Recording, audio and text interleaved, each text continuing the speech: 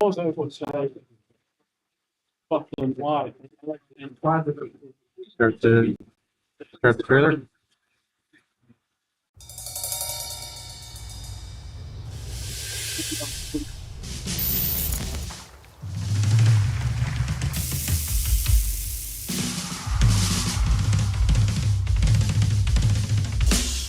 Touch. Taste. Look. Smell. Tree.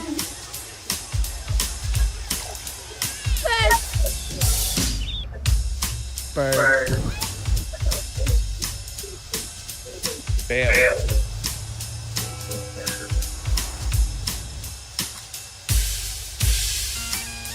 Touch. Taste. Look. Smell.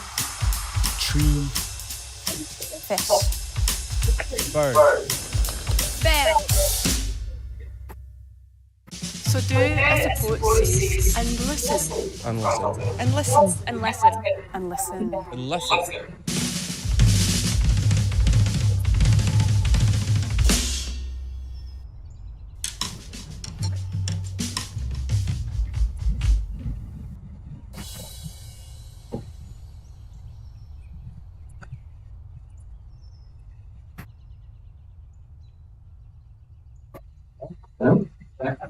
Welcome to Glasgow's Open Air Festival 2023, Day 2.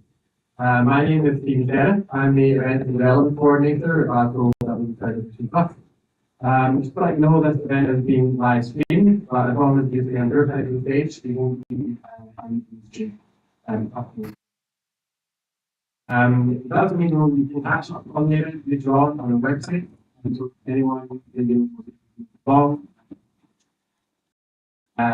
The festival is happening in every region in Scotland. It is coordinated nationally by the Scottish Civic Club. So I encourage you to check those opinions on .uk and find out what's happening.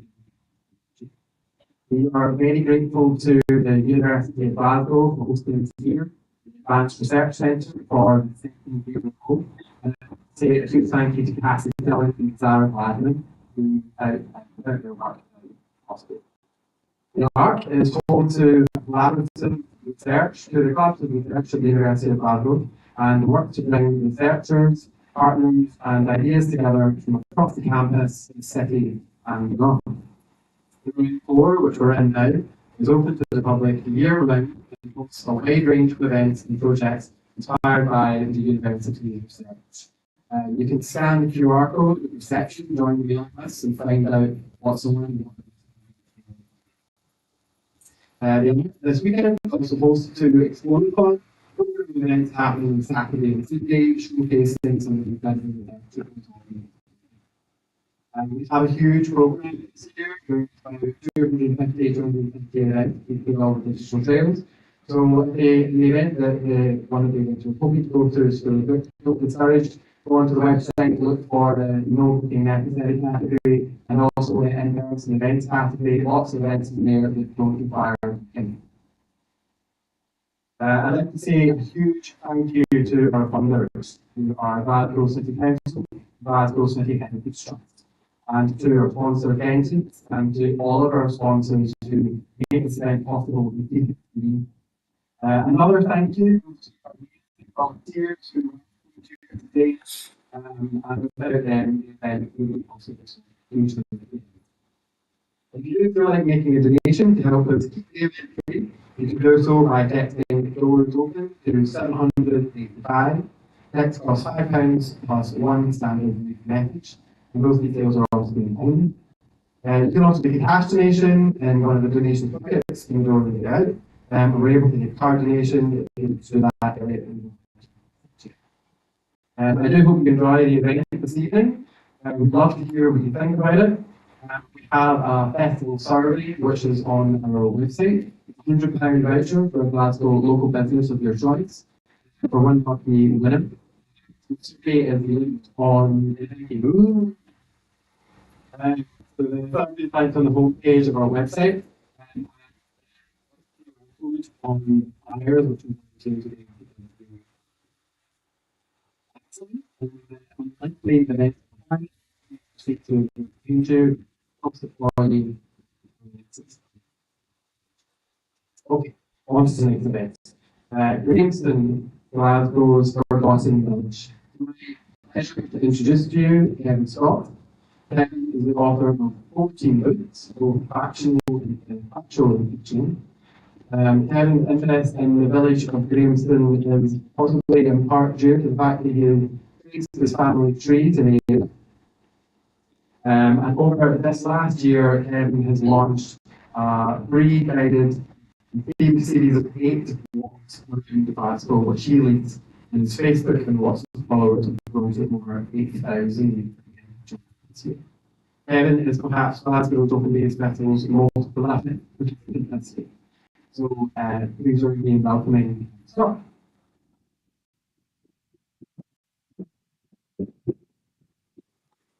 Thank you very much. I'm realised I'm sorry. Welcome everyone. Thanks for coming along since the beginning of the month. The CEO. I'm going to just taking walks around the city centre and standing in front of this. Should say trials is the jails about it. I was amused to see that the sign in the front door said that the top following me says, I think it's all over now, or thank goodness it's finished. Maybe it's finished, so that's the next boost to the podium. So, yeah, we'll start talking about Grahamston. Some of you might have seen it being mentioned several times in the BBC2 programme inside Central Station. Have any of you done the tour underneath Central Station? Can you show of hands? Yeah? Right? Yeah, no, I've done it 2 times myself, and if you've been with Daniel Jack or Paul, then you're enthusiastic gravy. So a few grins of getting falls the missing member of ZZ Top, and these white beards and the white kilometres very forward, so that this is white gone. But an interesting fact for them was that the Jack and Paul took the idea to Caledonian Railways about doing a possible tour underneath. And they're asking of the business plan and how many they expected over the first couple of weekends. Paul's figures said he was looking for 100 tickets over the first 2 weekends. They had 83,000 applications for 100 tickets. So it shows the sort of level of interest, not just in central history or unseen history, but certainly what's underneath. The same goes for me. I'm looking at the George Square and the hidden tunnels and labyrinths underneath there as well now. So there's a lot more that will be coming to the surface, so to speak, in the next wee while. We're touching Central Station when we get round to it. So, excuse me, as Stephen was saying there, my own interest came from a written number of books, Border History, 13th and 14th century, Border Warfare. I ran a Plan Society internationally for 20 years. Border through and through. Grandfather played for Hoy, my father played for Kelso. Never thought I had a Glaswegian bone in my body until I put family tree back 2 years ago, and they found out in around about 1700 the little village of Grahamston, which had a population of 110 people. I lived in Oldham with my family. So it's like, okay, you better drop the border accent, let in few Glaswegian words. So I started doing a couple of walks, helping out Glasgow Life with their overflow, the backlog from COVID, and well, say 8 there, but I've just even added another in the last couple of weeks. I'm up to 9 walks now. Do them every single week. So again, if people can't manage, I think you probably saw at the end of some of my ads on the Doors Open site, but I'll be doing the same walks again next week and the week after the week after. So if people can't manage along, or even give me a shout if you've got friends or expats coming back to the city. Everyone from, I'm just saying, school from Orkney coming down next week. We're the Tobacco Awards tour, that's of interest now in the school curriculum. But the one we're talking about tonight is Grahamston, with my sort of family connection to it. The only definitive book that's ever been written on Grahamston is the one you see in front of you, Norrie Gilliland. And I'd like to thank Norrie again tonight. It's just the bulk of his slide set, which I'll be taking you through. he's given me permission. He used to do this talk himself, but he's given me permission to go through these slides. I'm now working at Glasgow Libraries this winter to do a series of these talks, just reawakening it. And it will become clear when I mention some of the places involved, sort of tying with what Central are doing, the new Victorian platform, the steam locomotive that's coming in there, sort of reawakening the name of Graveston once again. So I think it will quicker here. So going. So why I got involved, I explained that to begin with there. We'll have a look at Graveston myths and some facts to whet your appetite. The early days, as I say, we're going back to probably about 1680. Population of Glasgow would probably be between 15 to 20,000, which if you take the hydro, it's holding about 14,000, which for the whole of Glasgow would fit in for Winnicott Bridges' great-great-grandfather's concerts. One of those nights. The theatre, Glasgow's first theatre, was it in Glasgow, wasn't it? We'll have a look at that. The growth of the village itself, it was obviously the epicentre of Glasgow's growth, and certainly when we come into the sugar and then the tobacco lord business, people and businesses, the untimely death, the reason behind it, the squabble with the railways, the eviction of people or the last tenants that lived in Graveston, street that disappeared, but it's still there, and surviving buildings, there's only two of them left. So, back on. My own ancestors, as I said, came from Graveston. They had an orchard, market garden. They were one of 6 orchards. Yes, orchards in Oak Street. Glasgow was famous for the quality of its apples, oranges. It takes some believing this. This is one of the factual ones, not the fictional ones, as Stephen was alluding to. But Norrie was from fairly close by as well. So in the area. So, various myths survive that Graves still lies in the 8th century station. That's born out of the fact that there have been cobbled streets or bits of cobbled street found. If you go from the main level at Central Station down below, obviously there's a drop down to where Gowd Street is, natural drop, but all the buildings in Graveston wooden or the early part of it. So obviously they're not going to survive in any shape or form. So again, the fact that people had to leave on all of a sudden and they left loads of silver and whatever, loads of bunkum, basically, I never saw any of it anyway. So it laid hard in Glasgow until the early 1900s, but that's largely been forgotten now. A conspiracy theory might be that why is there only one photograph survives at Graveston, and Norrie's wrote it on the back page of his book. Everything else is drawings. Considering we've still got 2 buildings there, it's weird that there's only just one single, and it's almost an actual photograph that survives. Important part of Glasgow's growth, killed off with the rivalries of the railway companies. 3 railway companies were vying for obviously the main 2 being Caledonian and St Venus for getting the lines into Glasgow, and this was just on the point of Clyde being sort of finished. James Watt, who was working along in Anderson, then had an office in the Torrington Hotel along Shorngate. He discovered the steam condenser to add to the steam engine, which shot the straight out to Clyde. He was even earlier than that. Govan, Gorbals, Rutherglen were all larger towns in Glasgow. So it wasn't until we finally got hold of the Clyde and dug it out a bit, the bigger boats could pick up. So very few photographs of the area. This one survives a plaque. Some of you might have seen this just outside Central Station. This is in Union Street. Often spelled without E, but this is outside the Lady Macintosh Hotel. Sits halfway up Union Street. And we'll have a look at it just a moment. At the time, Jack House had an article talking about it, one of own cobblers, is there anything underneath, etc., etc. But again, a lot of people were jumping on bandwagons and wanting to bring in Tony Robinson and time teams to dig everything up as they always want to do. But it's quite dismissive of the time, but technically speaking, and as you can see, either they're going underground or going sort of walking tour, there are still sort of elements that you can see. It first appeared in the map of Glasgow around the 1680, and the first sort of census that was done for business directories in Glasgow was about 1760, and it's 6 market gardens, and now Thomas Scott was one of those 6 that had a market garden against them.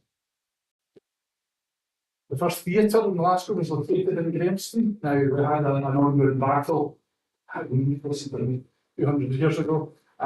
The first theatre was supposed to be in Glasgow near the cathedral, but the ministers would not have anything for it. So it's satanic to work the devil, how dare we smile and laugh on Sundays or Saturday nights, getting close to the Sabbath.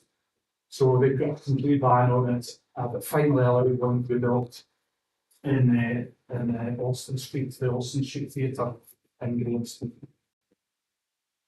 But on the opening night, the late Lady Bellamy, who'd been performing down in London, she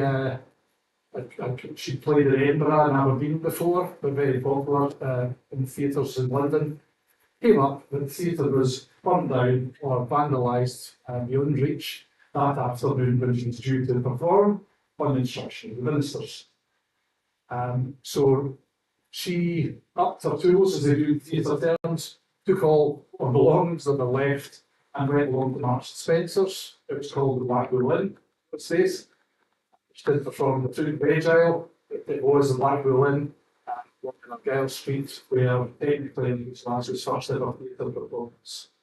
A lot of people think it was the Theatre Royal, which used to be down in St Stephen's, Hensware, but no, this is where she decanted for that first ever one.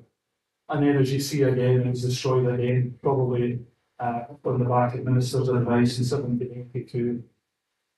But it grew over the next 100 years or so because of its positioning, obviously stuck between Glasgow and Anderson, where the boats are coming in, and eventually the canals are all getting connected up at that time as well.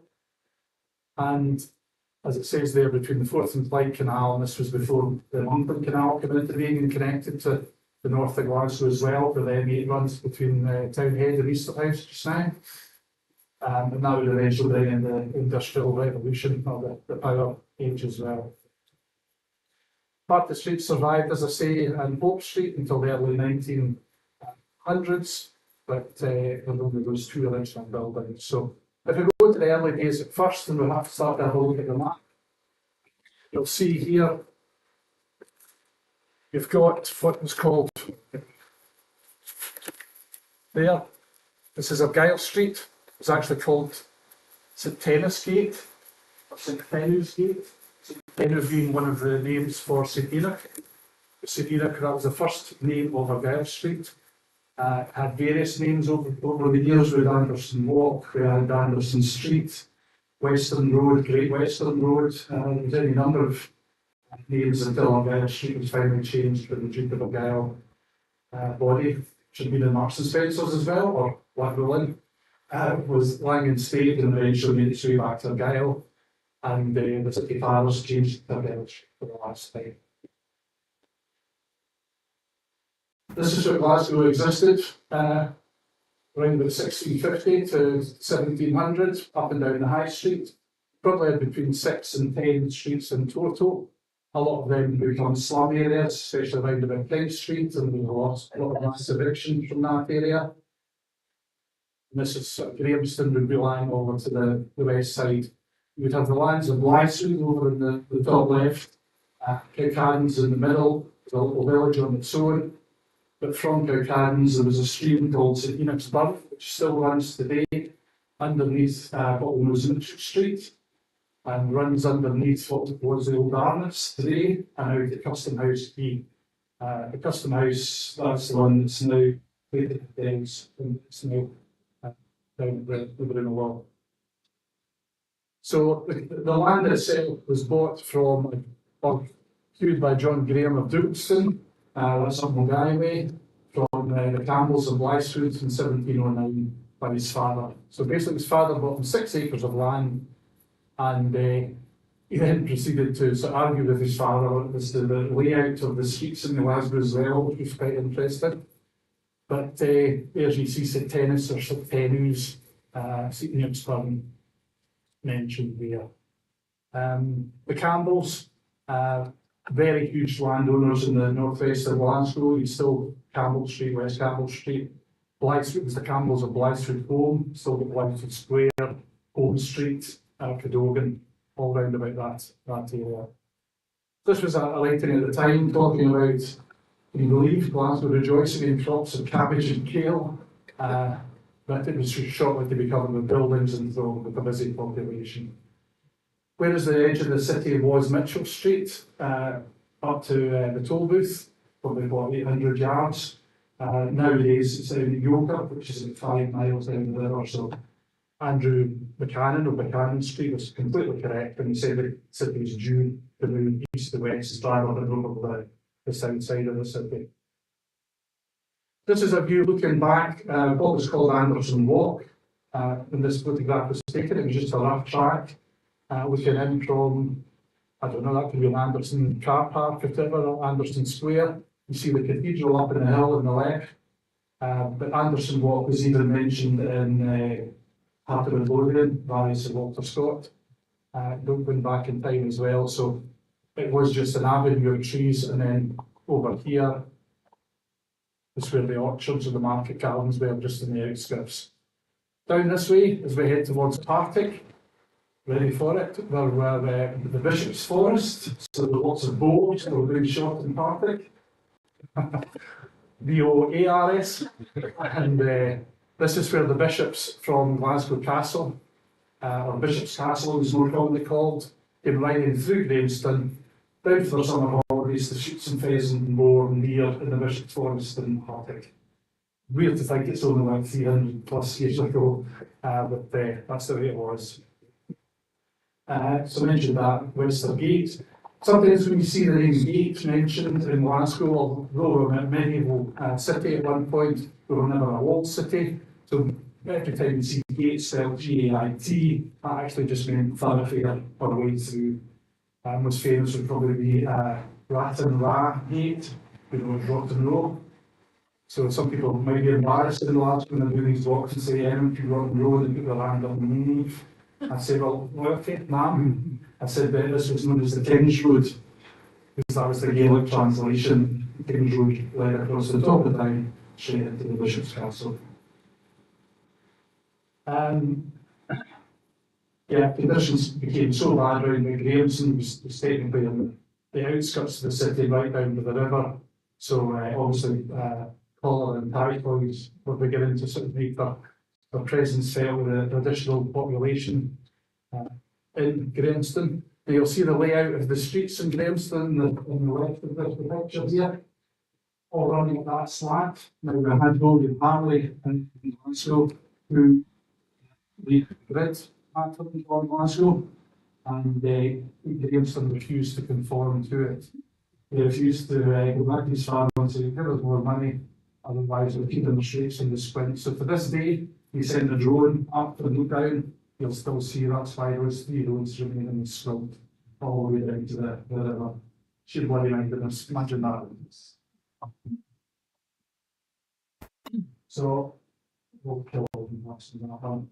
Union Street, it's not to be fair, it was Mitchell Street was on the edge that ran all the way up to Kincardines.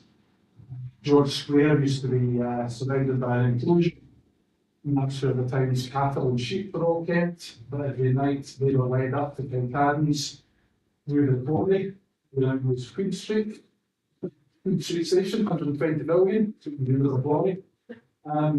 But that was known as Cowlair's Quarry, and it became one of Scotland's largest potteries. Would you believe? Some of the pottery from Queen Street, you can see in the People's Palace as well, to large things and evidence of that. So the theatre as well. Nowadays we've got the Alston Bar, which is just if you come in off Galton Street, on the entrance of Central Station. Alston Street was the main street that ran, of the 4 streets that ran up the centre of Grahamston. The Alston Bar, I kept the name Alston, John Alston was the son-in-law of John Graham of Livingston. And the owners of this establishment, Bar and Grill, and again, it's Jim Bar today. I've kind of unique drawings of Old Alston Street from the Mitchell Library. They were unearthed up in the pillars downstairs in the bar, which is good, so they're playing a part there. In theatre, this is a bit later on. These were the streets themselves, so Mitchell Street, Buchanan Street was the edge of Glasgow, as I said. Seaton's Bun, eventually covered over, Holland High Point, much of the way as the Mullen Diner Bun was in the east side of the city. With Union Road, which is eventually called Union Street. Alston Street was the main one, which in true Harry Potter style. Enters today at station 3.5. Between station 3 and 4, there's a line of Alston Street directly up the middle of that central station. And then Bolt Street wasn't actually connected to Argyle Street until 1830, much later, once again, because the owners of Grahamston died. So, yeah, we've been mentioning the concert hall itself. It was a presbytery that really put an end to that, and these are the kind of the scenes that came out from the house on the hill, the high church, the cathedral. Behind the proper effectual methods of how to be swayed. That basically then burn it down or knock it down. They did the same with St Andrew's Church down at Clydeside as well. Last at the time, probably 1700, there was less than 200 Catholics in the city. They were appealing for to build a church. They finally got to go ahead. That wonderful church that got expired, as we see today, and is open this coming weekend as well. And the doors open, but on one condition, at least 3 conditions: there to be no steeple, there to be no bells, there to be no clock. And the first couple of bills that they had, it was knocked down to the ground, just built a few layers high, and again it was written with the advice of the minister. So wasn't exactly welcoming everybody at that time, but this was the way it was reported in 1780. All the houses in the neighbourhood were saved, even in the last paragraph there. The Corporation of Bakers exempted themselves in the distinguished manner of Babylon. It's what actually happened was it was overheld that people were being told, save everyone's houses except the theatres around places of enjoyment or entertainment. Glasgow eventually, the ministers put forth to get back together. Stopping us from busking, I don't know, all the street entertainment was around every day, so there were real joys in so many ways. This was overheard by James Cleland, aged 10. It seems a strange quote to pick up, but James Cleland eventually became the superintendent of public works in Glasgow. And James Cleland building actually sits behind the Donald Jews statue in Buchanan Street. If you look up just in the junction of Surrey Hall Street, you'll see James Cleland building. James Cleland was responsible for Glasgow being the first city in the UK to have a census, but probably more famous for the fact that he stopped Glasgow being built upon any further. Glasgow used to be up to St Mary's Square. He stopped it at the courts where it is today, and it's a plaque in Glasgow into that. Added to that as well was I was coming into the Glasgow Green and the Clyde Bridges walked one day, and I came in a different gate instead of one in Prince Charlie's Gate. I came in what was Cleland Gate, and I stood and looked to the ground and I thought, why does that name ring a bell? And I thought, check it out, the Trades House, Mitchell Library. Found out that his father was a bookkeeper in Grahamston, and it's his signature that's on all my ancestors' birth certificates. In 1700, and I thought this is getting weird by the minute. But again, obviously, making sure I double check with all the facts of that. And so, yeah, once the first census in Buchanan Street. Now, the first theatre that was built in Grahamston, the one that was knocked down twice, they then moved, they had several statues which they moved around, and the main one in the centre was a 6-foot statue of William Shakespeare, leaning on the pile of books and saying all the world to stage. This survived the two builds at the Alston Street, but then was moved to the Theatre Royal, as I said, over there beside Slinters. That then disappeared in a fire, it was brought back again for a second rebuild. Theatre Royal then moved to the top of the town, statue disappeared. Where had it gone? You're reading ahead of me here. It sits in a garden in Kilmarnock. Mr. Greenleaf's obviously fit shoes. He has moved it over this last year from the front gate to his front door. So obviously either his head word that I'm telling everybody and his mother. There's Glasgow's old statue sitting in his garden for some unknown reason. We think there's a tie to the tobacco lords and some black candles going on, so cannot prove it. I live fairly close by, and I'm a member of the Kilmarnock Heritage Society as well. And we do a leaflet to walk around the village. There's about 22 things of interest in the village. They ain't the same on it. So I have a feeling he's paid for the leaflet just to keep himself off. So if this thing goes missing, basically everyone talks about the hush statues in England, between Glasgow's oldest statues, and the two lawyer brothers. But technically this is older, because this was sitting in Grahamston before it moved into Glasgow. But if this goes missing, it's my stone of destiny. So if you don't see me, I'm here from me for quite a while. I've been lifted during the night probably. So the growth of Grahamston then. This is an aerial, so there was views out there of old Glasgow. This one goes back to 1853. And we've got Union Street, Alston Street. This is also a bit later on. Your Slope Street here is connected to Argyle Street. But what we had, we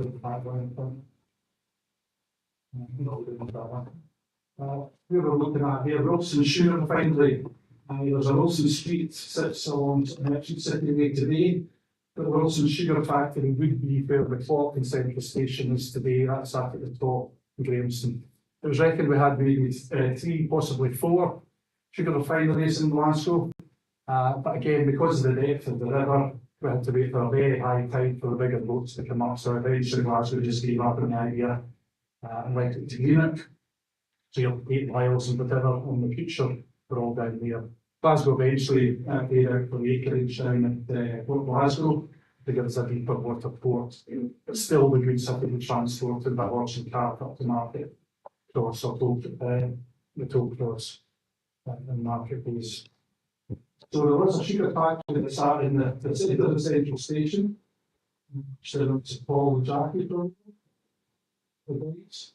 But we also had St Columba's Church that stood there until the early 1900s.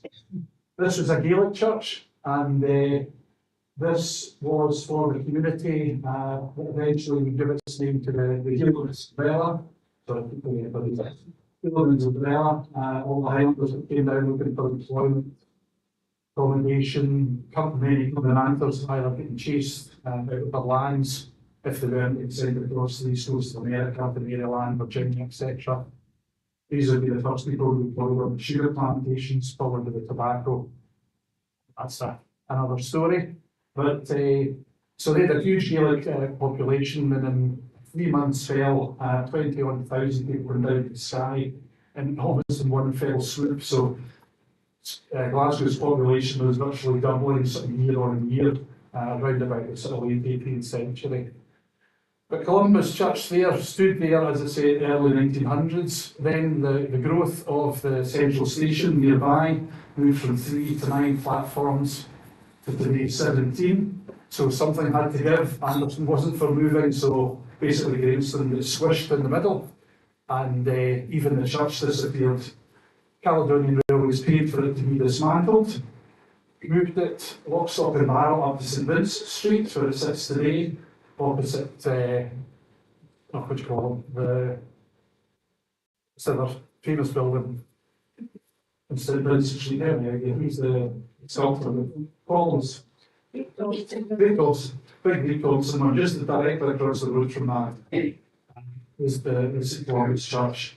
That survived until February last year, when the congregation dwindled to such an extent, even this church was put up for sale in St Vincent Street. So unfortunately, those two fabulous buildings lying empty. What do we do with them? There seems to be a glut of these kind of buildings. So that building disappeared en masse, as I say.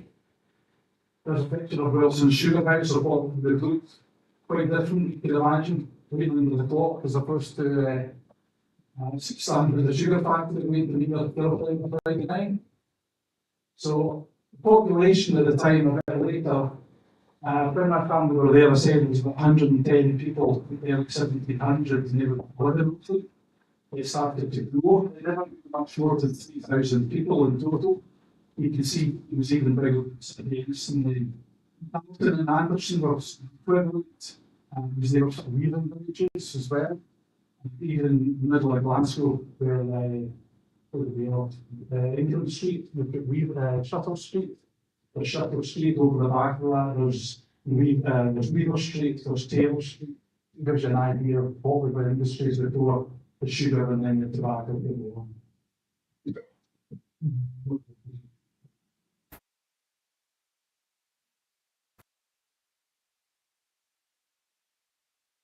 So in the mid-1870s, obviously moved on to home, books, families were being moved. Eventually become a bustling place. Then probably know the Brooks Corner. Now it's the Dorothy Corner, so we call it Double Drive, McDonald's, and next stairs. It was one of the busiest crossroads in Europe. And it's not only did we have trams and everything beginning to appear, but we also had the finishing before the Canal, the Mountain Canal. With all the Edinburgh traffic, we had people coming across from the south side and more bridges being built. So it was like somebody else really Christmas Eve. It was just chalk up and all the black and white photographs of the Thomas Annan ones you can see in the Mitchell Library. It was just jam packed. That's what shows, but I'll just show you go to Glasgow. So you had everybody and his mother right over there and all the lines as well. We've still got the wine building, that lovely white one that sits off George Square as well. Glasgow, as I say, before it got dredged out, there was at least 11 islands between where the Sheriff Forts are and where the Transport Museum is now. There's those 3 feet. We used to be able to wade across to the other side. Children were being rescued by the Glasgow Humane Society that are still there in Glasgow Green, pulling children out of the mud banks. The 2 little communities, also the religious community up in the hill. You also had what's called Fishergate, before it became Bridgegate, where they were growing reeds and rushes to make fishing baskets. And you think, well, it's more likely to be bikes rather than trout or salmon out the river at that time, but that's what they were doing. And they say it was only when it got to 12 and 15 feet, really, that the Glasgow Road took off. Corn factors and grain merchants shared the corn exchange where the Radisson Hotel is today was the biggest corn exchange, and I've got a picture on the mural of that in the Gravestone bar, which is just inside the doorway of the hotel. But some of the other ones I think we move on to now. There's reached corn around about 1914. Quite a difference. The hairdressers in a hotel, and even up here, obviously, this, I think it's actually the next picture. Yeah, that is the only picture that exists on the instant. Now you know why I think there's a conspiracy theory, and that is only because this was the line being extended. Jump in there? No, there is a picture of the line which used to stop in the south bank of the Clyde being extended over to the north side, and it was actually almost accidentally in the photograph. So it's untimely death. Actually, I had a couple of these slides before. Here we see Union Street, the Caledonian Railway Company originally had intended a hotel in this street and not around the Boat Street. But what people were doing were actually staying at the St. Enoch's Hotel because of the slide of that. If you remember that the size of that is the second largest hotel in Europe at that point. But using the London train, we were using Caledonian Railways to get down to London. So Caledonian thought, hang on a minute, we're missing a trick here.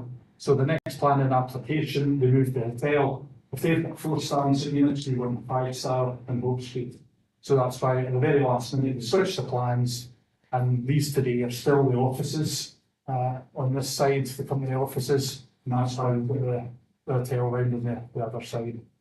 That's why when you go into Central Station as well, you can see the out, before the roof was put on, you can see what the outer buildings would have looked like as well.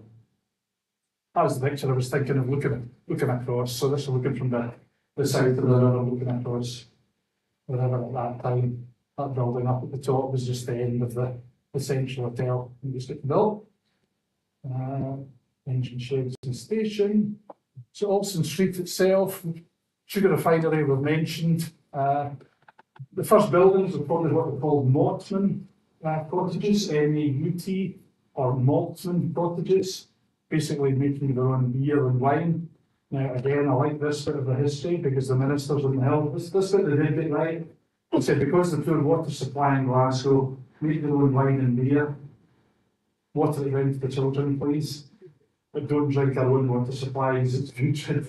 So until obviously Loch Catchin came on tap, and the ministers were saying it was all right. So I don't know whether Buckfast wines came in round a bit then or not. But all of a sudden we went overboard on that, and then the temperance movement had to come in and sing like the breaks and things, and there's all sorts of meetings in Glasgow Green.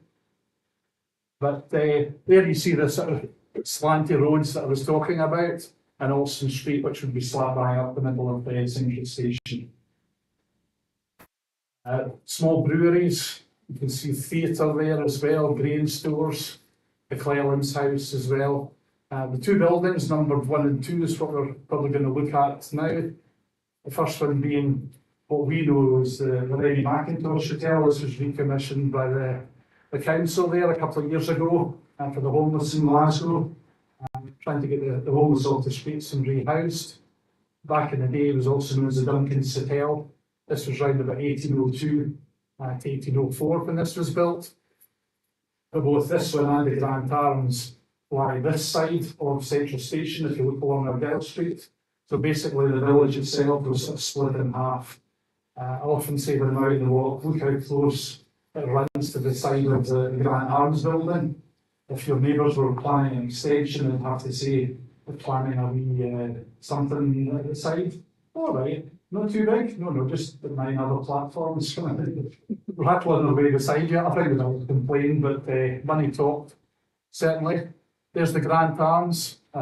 Started life as just a brewery down at the bottom. This is just under beside the Hillman's umbrella. This facade was early sort of 1900 for that. Started off as a brewery, Miller's Brewery, the street in Northson, up in steps. Gave its name to that. But also as well, the management, that's now under tenants ownership. They full support, I should say, for getting photographs of the Grand Arms to various name changes over the years. There's still the Collars, if anyone remembers that one. There's also Gamps as well, Old Scottish word for umbrella, very topical, being next to the Hillmans. So again, they're quite happy for drawings to appear inside here too. And if it's only a small group under 8, you get 50s and coffees in my walk as well. So this is an interesting one, Wetherspoons. God knows why, I never thought I'd be putting a picture of Wetherspoons up there. But Grahamston and the length of Wetherspoons as it is today, of Witherspoons Bakery. It's such an unusual name. I think it's in North Yorkshire. Clerks at the time obviously listened to the phonetic mention of names. Certainly, if any of you do family research, you know you've got those problems. It's what you actually heard that you wrote down. So Wetherspoons and Witherspoons seems just too close to call. I've checked with various historians in Glasgow, Mitchell Library, and the historian of Wetherspoons, and we're trying to establish a link. Because Wetherspoons have a tradition of going to historical places. the pub that you maybe know, it's getting boarded up just now, I think it's under repair. Renovation, I should say, is the Sir John Moore, which is a Glasgow nursing statue in George Square. So there's always like a little bit of history, and they love black and white photographs, and just the other side of the road, obviously we've got the Jamaica Street Bridge, or Union Bridge, or whatever, Glasgow Bridge, various names, Brunello Bridge, and I've got loads of early photographs of that inside there, so it's worth having a look. So once again, the keen to play ball with all the recent pictures of them through the link there. There's Anderson Blue Hotel in Hotel Street, on the other side of the road then, we did 20 million pound refit the other year there. We've got a Graveston bar within there, there's a big mural up on the wall as well. And the mural is of one of the Corn Exchange, the other one is of the Alston Street Theatre. And we've also got pictures, two pictures of the same person, which was Graveston's oldest resident, or most famous resident. That was Rowan Quarry Homes, Engineer. Albeit once you scratch the surface here, I thought it was a superhero, but then you find out, someone said, do you know the real history behind thing? And you go and check it up. Apparently there was even two shiploads of slaves that went to the East Coast of America, children, he didn't paid for it. So unfortunately, even the heroes get dragged into the murky world of the slave trade as well. Alston Bar and Beef, I said there, and grants and the new ownership, and still to establish the spelling for the bakery. I think that's about me. Just enough to say that the Graveston one at the back of Hope Street, if you go off Waterloo Street, you'll Keep see the Cadogan mic. Street and Sorry. Cadogan Street. These are the two streets in Glasgow which finish in these tenement buildings. We were not allowed to knock through into Hope Street, and again that was because Graveston refused to conform to the Glasgow model. There was still sufficient help against it. But my folks they fought the compulsory eviction orders, and two of the market gardeners went to court and we settled for an agreement for this 2.5 acres of market garden, equivalent to £2.18 today. That's why I'm standing here and not sitting in a palace somewhere. But the Botanic Street walk, I mean, by comparison, most of the buildings I talk about in that walk are roughly about £55 million each. So £2.18, there was no legacy left for me, unfortunately, with that one. So thank you very much for your time. Quite happy to take any questions as much as I can. And you can see some of the other walks below. I've got business cards at the front here if anyone wants to come up and inquire which walks, other walks are being encountered. Thank you very much.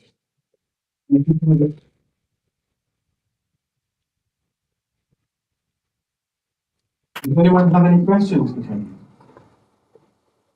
Good.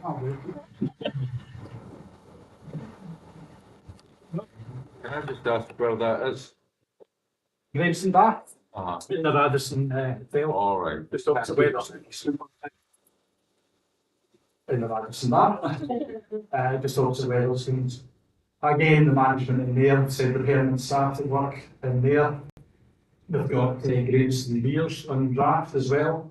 So they've kindly agreed for me and designed us walking in the Glasgow beer mat at one side of the Graveston Bar on the other side. And I'm paying for it, so we're quite happy with that, needless to say.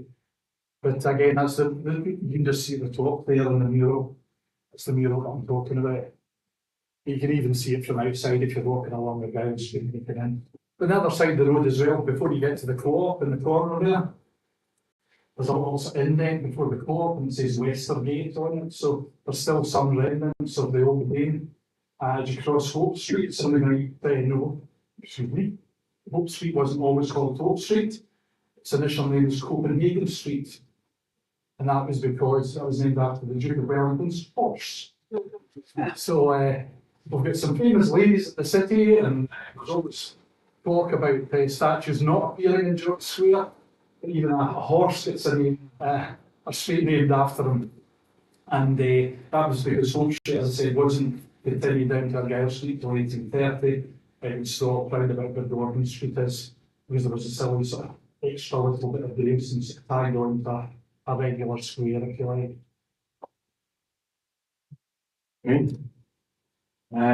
Any last questions? No? Okay, well, please join me in thanking Kevin Scott.